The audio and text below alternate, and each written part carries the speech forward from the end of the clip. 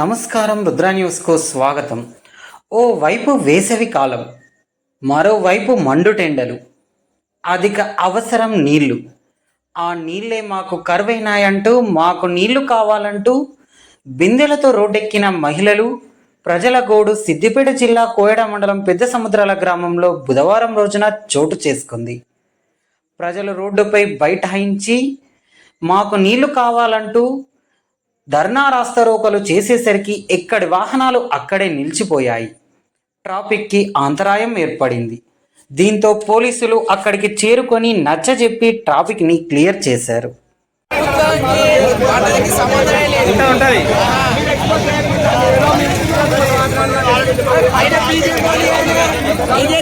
వీళ్ళు వాళ్ళు ఏరా ఇక్కడ రాసి చూసుకోరా న్యూస్ కట్టది న్యూస్ స్పెషల్ ఆఫీసర్ లేడు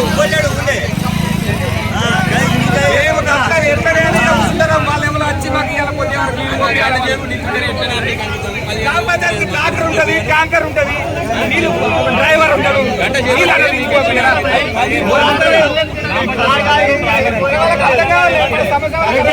రోడ్ ఎక్కి ఇబ్బందే కదా.